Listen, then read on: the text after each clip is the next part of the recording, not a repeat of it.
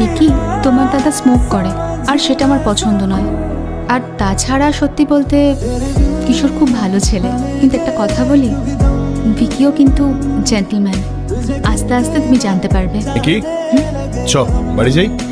হ্যাঁ, তোমরা যাও, আমি ভিকির সঙ্গে ফিরবো। Hi, Vicky. কেমন আছো? ও আমার fiance Rocky. Congratulation. Thank you. বিয়েটা কবে? এই সেপ্টেম্বর। তাহলে তো এসেই গেল। এবার ফেরা যাক। এটা কে ছিল? আমার এক্স গার্লফ্রেন্ড। হোয়াট? ভিকি, তুমি তোমার এক্স গার্লফ্রেন্ডের সঙ্গে এখনো কথা বলো? হ্যাঁ, আমার আনন্দ দেখে যদি কারো দুঃখ হয় তাতে আমার কি দোষ বলো?